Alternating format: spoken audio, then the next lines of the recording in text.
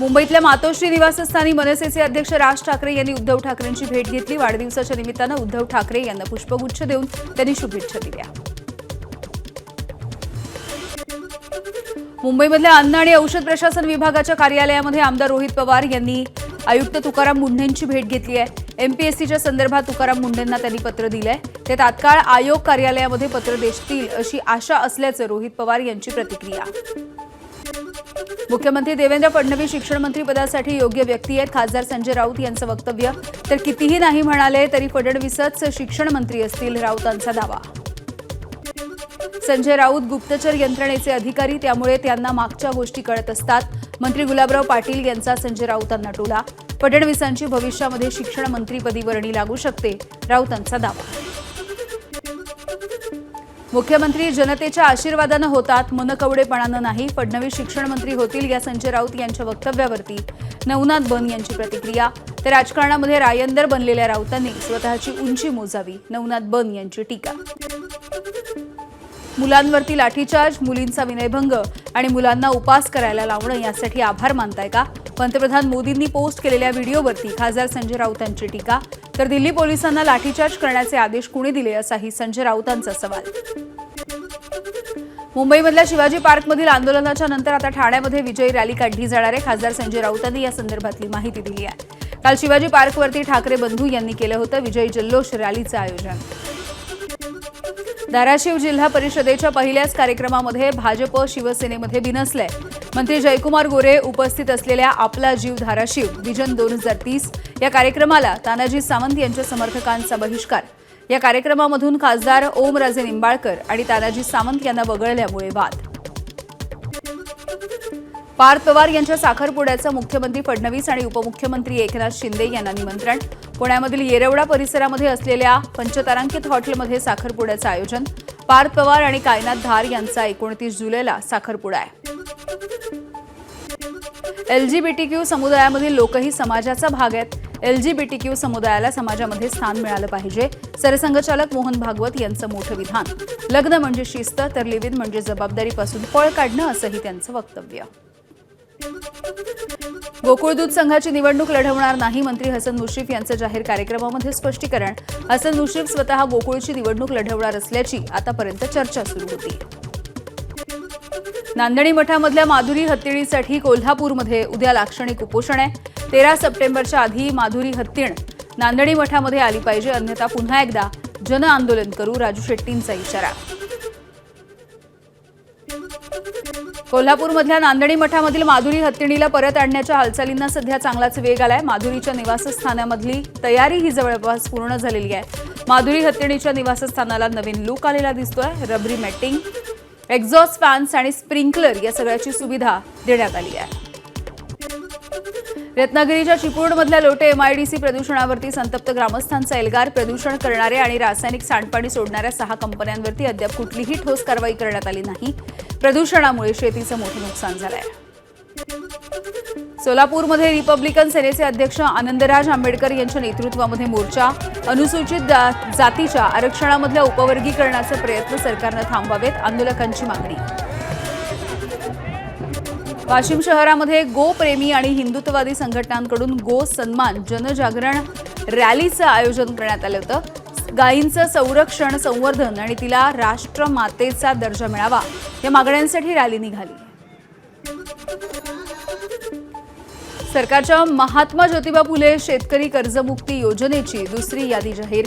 या यादीमध्ये धुळे जिल्ह्यामधील 2809 शेतकऱ्यांचा समावेश आहे। शेतकऱ्यांना आधार प्रमाणीकरण आणि आवश्यक कागदपत्रांची पूर्तता करणं गरजेचं आहे आणि ही प्रक्रिया पूर्ण झाल्याच्या नंतर त्यांना कर्जमाफीचा लाभ मिळेल। पुण्यश्लोक अहिल्यादेवी होळकर शेतकरी कर्जमुक्ती योजनेच्या अंतर्गत वाशिम जिल्ह्यामधील 52,881 पात्र शेतकऱ्यांची पहिली गावनिहाय लाभार्थी यादी जाहीर। या यादीमध्ये जिल्हा मध्यवर्ती सहकारी बँकेशी संलग्न संस्थांमधील 29,856 तर राष्ट्रीयकृत ग्रामीण आणि खासगी बँकांमधील 23,025 खातेदारांचा समावेश आहे। गडचिरोली जिल्ह्यामधील 2,539 शेतकरी कर्जमाफीसाठी पात्र। पहिल्या टप्प्यामध्ये 11,74,66,000 रुपयांचं कर्ज माफ होणार आहे। संबंधित शेतकऱ्यांनी आपल्या नावाची खात्री करून घेण्याचं आवाहन। रायगड जिल्ह्यामधल्या महाड शहरामधलं ऐतिहासिक चवदार तळ्याचं पाणी आता शुद्ध होणार आहे. अमृतसरमधल्या सुवर्ण मंदिर तलावाच्या धर्तीवरती ओझोनचा वापर करून चवदार तळ्याचं पाणी शुद्ध केलं जाईल. यासाठी यंत्रणा बसवण्याचं कामही सुरू आहे. त्यामुळे इथे येणाऱ्या अनुयायांना उपलब्ध आता शुद्ध पाणी होणार आहे. अमरावतीच्या मेळघाटामधील आश्रमशाळेतील विषबाधा प्रकरणामधल्या सगळ्या विद्यार्थ्यांची प्रकृती पूर्णपणे बरी असल्याची माहिती. टिटंबा आश्रमशाळेमधील मुख्याध्यापक आणि अधीक्षकांवरती निलंबनाची कारवाई. 24 तासामध्ये 4 आश्रमशाळांमध्ये निकृष्ट जेवणामधून विद्यार्थ्यांना विषबाधा. मेळघाट आदिवासी आश्रमशाळेमधल्या विषबाधेच्या प्रकरणी धारणी पोलीस ठाण्यामध्ये सेंट्रल किचनच्या मालकासह 6 जणांवरती गुन्हा दाखल. रिसॉर्ट इंडिया प्रायव्हेट लिमिटेडच्या संचालकावरती फौजदारी गुन्हा दाखल. पुण्यातल्या या कंपनीच्या वतीनं सेंट्रल किचनच्या माध्यमातून विद्यार्थ्यांना जेवण पुरवलं जातं. टीईटी पेपर फुटीच्या प्रकरणी आग्र्यामधल्या एका व्यक्तीचं भिवंडी न्यायालयाच्या समोर आत्मसमर्पण. सोनू कुमार दिवाकर असं आत्मसमर्पण करणाऱ्या व्यक्तीचं नाव आहे. टीईटी पेपर फुटीच्या प्रकरणी आतापर्यंत 15 जणांना अटक झाली आहे. बुलढाण्यामध्ये 15 कोटी रुपयांच्या कर्जाचं आमिष दाखवून 45 लाख रुपयांची फसवणूक. मलकापूर औद्योगिक क्षेत्रामधील ॲक्वा डायनामिक एनर्जी कंपनीकडून पोलिसांमध्ये तक्रार दाखल. 45 लाख रुपये देऊनही कर्ज मंजूर केलं नाही तर दिलेली रक्कम परत मागितली असता उडवाउडवीची उत्तरं दिल्याचा प्रकार घडलाय. एबीपी माझाच्या इशाऱ्यानंतर पुरातत्व विभागाची उदासीनता. वसई किल्ल्यामधील ऐतिहासिक चक्रीमाडी चर्च इथल्या चर्चचा मनोरा अखेर कोसळला. पुरातत्व विभागाच्या दुर्लक्षामुळे 500 वर्षांचा ऐतिहासिक वारसा धोक्यात आलाय. वाशिमवरून शिरपूरकडे जाणाऱ्या भरधाव कारची उभ्या वाहनाला धडक बसली आहे. कार चालकाचा जागीच मृत्यू झालाय. लग्न आटोपून तरुण घरी परतत असताना ही दुर्घटना घडली आहे. पंढरपूरमध्ये आषाढीला 24 तासात 32 लाख भाविकांची एआय ड्रोनच्या माध्यमातून मोजणी. तर यंदाची आषाढी ही इतिहासामधली महाविक्रमी आषाढी ठरली आहे. गेल्या वर्षीपासून आषाढी यात्रेमध्ये एआय ड्रोननं भाविकांची मोजणी केली जाते. आषाढी एकादशीला 2च दिवस उलटले. 2च दिवसामध्ये पंढरपूरमधील सर्व पालखीतळ आणि मार्ग स्वच्छ. रात्रंदिवस काम करून सफाई कर्मचाऱ्यांकडून 100 टनापेक्षा जास्त कचरा गोळा करण्यात आला. ग्रामविकास विभागाकडून यावर्षी विशेष स्वच्छता मोहीम. पंढरपूरमध्ये परंपरेनुसार एकादशीच्या नंतर होणाऱ्या त्रयोदशीच्या दिवशी भाऊ संत ज्ञानेश्वर महाराजांकडून बहीण संत मुक्ताईला साडी चोळीचा आहेर दिला जातो. भावाकडून आलेली साडी चोळी भाऊबीजेला परिधान करण्याची परंपरा आहे. गुरुपौर्णिमेच्या निमित्तानं शिर्डीमध्ये भाविकांची गर्दी. उद्यापासून 3 दिवस गुरुपौर्णिमेचा उत्सव चालेल. राज्यभरामधून अनेक पालख्या साईंच्या दर्शनासाठी शिर्डीमध्ये दाखल. साईबाबांच्या चरणी 1 किलो 204 ग्रॅम वजनाची चांदीची मूर्ती अर्पण करण्यात आली. कर्नाटकामधल्या उडुपी इथल्या साई भक्तांनी साईबाबा महाप्रसाद तयार करतानाची ही प्रतिकात्मक चांदीची मूर्ती अर्पण केलेली आहे. सध्या ही मूर्ती भाविकांचं लक्ष वेधून घेते आहे.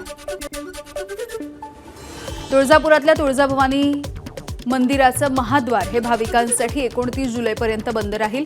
दर्शनासाठी बीडकर पायऱ्यांवरून मंदिरामध्ये सोडलं जाणार आहे. पौर्णिमा तसंच सलग सुट्ट्यांच्या पार्श्वभूमीवरती गर्दीमध्ये वाढ होणार असल्यामुळे मंदिर संस्थानाचा निर्णय. गडचिरोली, गोंदिया, चंद्रपूर आणि भंडारा जिल्ह्यांना उद्या पावसाचा ऑरेंज अलर्ट आहे. विदर्भामध्ये 1 जून ते 27 जुलैच्या दरम्यान 26% पावसाची तूट आहे. नागपूर वेधशाळेचे शास्त्रज्ञ प्रवीण कुमार यांची माहिती. रायगड, रत्नागिरी, पुणे आणि सातारा घाटमाथ्यावरती आज पावसाचा ऑरेंज अलर्ट. तर 30 जुलैच्या नंतर पावसाचा जोर ओसरण्याची शक्यता आहे. ऑगस्टच्या सुरुवातीपर्यंत मान्सून पुन्हा एकदा सक्रिय होण्याची शक्यता कमी आहे. मुंबईच्या धरणांच्या पाणीसाठ्यामध्ये आणखी 2.22% वाढ झाली आहे. 7 धरणांमधला पाणीसाठा सरासरी 88.40%. कालच्या तुलनेमध्ये 2.22% वाढ. एप्रिल 2027 पर्यंत पुरेल इतका पाणीसाठा. मध्य वैतरणा धरणाचे 2 दरवाजे उघडले. मोडक सागरमध्ये पाणी सोडायला सुरुवात झाली आहे. मुंबईमधील 7 तलावांमधला पाणीसाठा 88.40%. पाण्याची पातळी 282 मीटर पोहोचल्याच्या नंतर मध्य वैतरणा धरणाचे 2 दरवाजे उघडण्यात आले. नंदुरबारमध्ये तापी नदी क्षेत्रामध्ये पाऊस होत असल्यामुळे पाण्याच्या पातळीमध्ये वाढ झाली आहे. सारंगखेडा आणि प्रकाशा बॅरेजमधून सध्या पाण्याचा विसर्ग सुरू आहे. साताऱ्याच्या पाटणमधील ओझरडे धबधब्याकडे पर्यटकांची गर्दी वाढती आहे. धुकं, हिरवाई आणि फेसाळता धबधबा सह्याद्रीमध्ये निसर्गाचा अद्भुत असा आविष्कार बघायला मिळतोय. गुजरातमधल्या बनासकांठामध्ये विठोदर भागामध्ये रस्त्याचा भाग खचलाय. अपघाताचा धोका वाढलाय. नागरिकांचा अडचणींसोबत सामना. प्रशासनानं तातडीनं लक्ष देण्याची मागणी. मुसळधार पावसाच्या नंतर पश्चिम बंगालमधील जनजीवन ठप्प झालंय. दक्षिण 24 परगणा जिल्ह्यामधील अमरावती गावाला पुरानं वेढलं. अनेक कुटुंबांचं सुरक्षित स्थळी स्थलांतर. भंडाऱ्यामध्ये कॅनलच्या छोट्या पाईपमुळे 60 हेक्टर शेती पाण्याखाली गेली आहे. कॅनलवरती मोठा पूल न बांधता छोटे सिमेंट पाईप टाकल्यामुळे कॅनल ओव्हरफ्लो झाला आणि ही शेती पाण्याखाली गेली. तर पावसाळा संपल्याच्या नंतर दुरुस्ती केली जाईल. लघु पाटबंधारे विभागाचं स्पष्टीकरण. धुळ्याच्या शिरपूरमध्ये वनपट्टाधारक शेतकऱ्यांच्या प्रलंबित मागण्यांसाठी प्रांत कार्यालयाच्या समोर निदर्शनं. शेतकऱ्यांच्या प्रमाणपत्रावरील जमीन क्षेत्र आणि प्रत्यक्ष जमिनीच्या क्षेत्रामध्ये तफावत असल्याचा दावा आहे. जमिनीची नोंद 7/12 उतार्यावर करून मालकी हक्क देण्याची मागणी केली जाते. नागपूर जबलपूर महामार्गावरच्या रामटेक तालुक्याच्या मनसर चौकामध्ये उड्डाणपुलाच्या मध्यभागी भगदाड पडले. वर्षभरापूर्वी करण्यात आलं होतं पुलाचं बांधकाम. तर पुलावरची वाहतूक सुरू असल्यामुळे अपघाताची शक्यता आहे. अंबरनाथ पूर्व आणि पश्चिमेला जोडणाऱ्या पुलाची दुरावस्था. पुलावरती 2.5 ते 3 फूट खड्डे. वाहन चालकांचा जीव मुठीत घेऊन प्रवास. काही दिवसांपूर्वी पालिका प्रशासनानं पुलावरचे खड्डे बुजवले होते. पण 2 दिवस सुरू असलेल्या पावसामुळे पालिकेच्या कामाचं पितळ उघडं पडलंय. सांगली जिल्ह्यामध्ये बेंदूर सण मोठ्या उत्साहामध्ये साजरा. आकर्षक सजावट करून वाद्याच्या निनादामध्ये बैलांची मिरवणूक काढली जाते. सोहळ्याला नागरिकांची गर्दी. साताऱ्याच्या कोरेगावमधल्या तडवळे गावामध्ये बेंदूर सणाच्या निमित्तानं बैलांवरती जंतर मंतरवरचं आंदोलन साकारलं जात आहे. सामाजिक संदेश देण्याचा प्रयत्न. हा उपक्रम बघण्यासाठी नागरिकांची गर्दी. आणि बीडच्या परळीमध्ये माजी क्रिकेटपटू केदार जाधवनं ज्योतिर्लिंग वैजनाथाचं दर्शन घेतलंय. वैजनाथ देवस्थान ट्रस्टकडून केदार जाधवचा प्रतिमा आणि पंचा देऊन सत्कार. मंदिराच्या बाहेर केदार जाधव समर्थकांची प्रचंड गर्दी. एबीपी माझा, उघडा डोळे बघा नीट.